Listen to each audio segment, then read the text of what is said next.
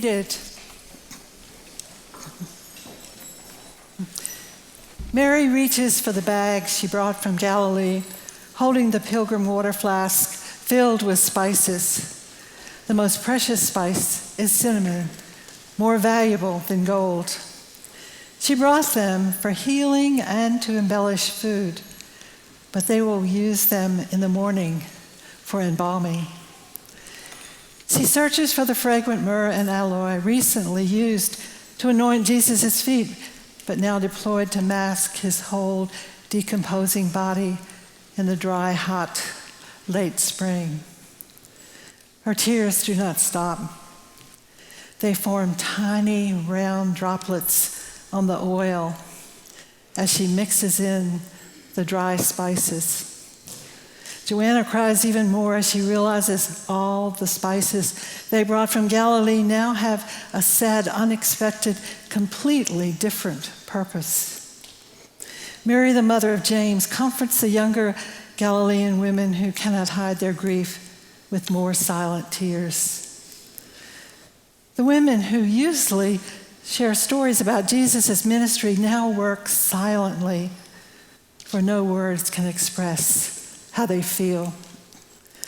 They are comforted only by each other's presence and their tears. The day before, a young Roman guard orders them to stand at a distance from the crucifixion area.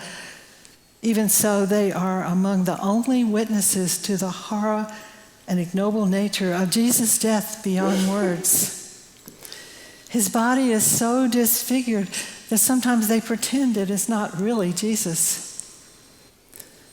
They very carefully watch to see where his body is placed, unwashed, naked, hair unbrushed, simply wrapped in a linen cloth.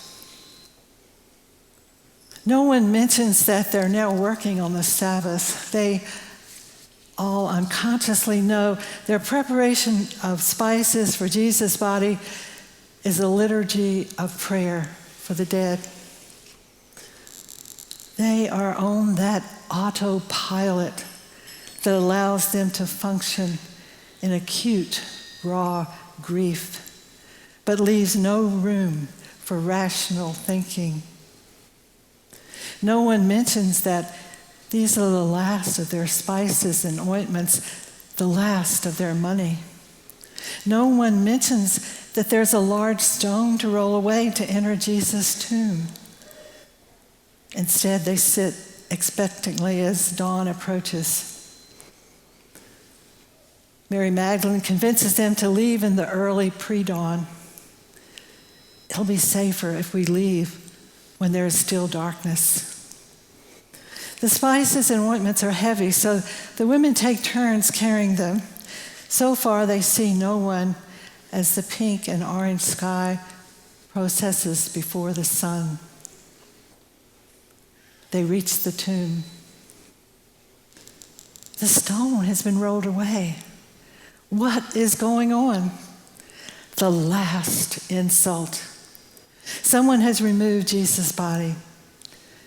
Mary, the mother of James, enters toward the tomb's entrance, followed closely by the other Galilean women. They are barely inside when they see dazzling light coming from the clothes of two men. Joanna faints in Mary's arms. All the women drop their faces to the ground and drop the spices as they race back to the entrance. Suddenly, the dazzling men shout out, "Why do you look for the living among the dead? He is not here, but has risen.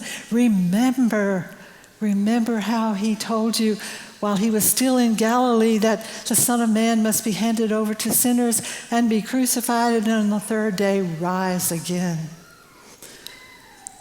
The startled women all nod their heads with a loud chorus of "Yes, yes, yes, we now remember."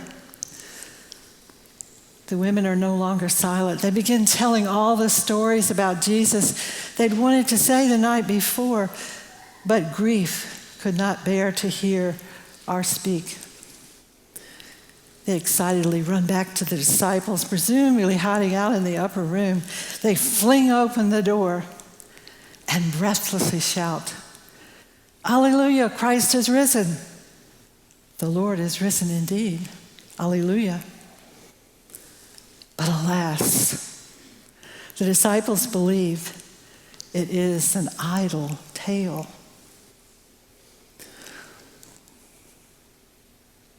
So take a deep breath. Open your weary eyes. Do you have any idea what has just happened?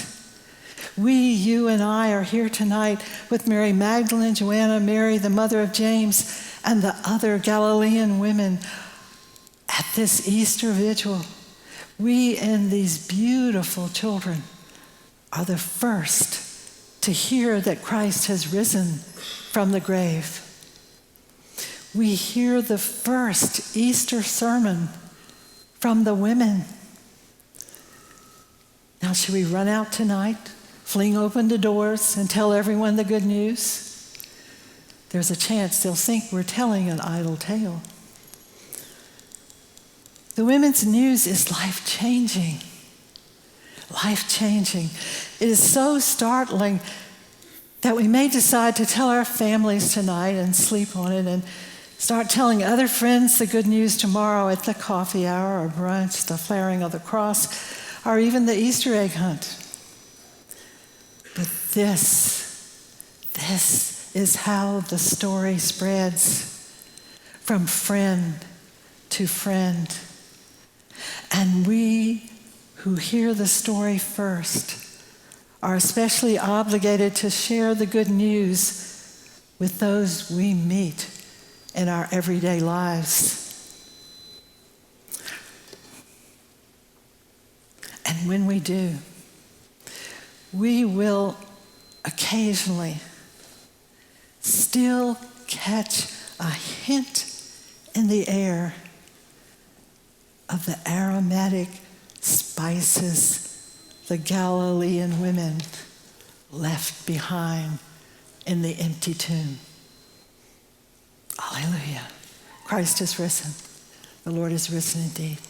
Alleluia.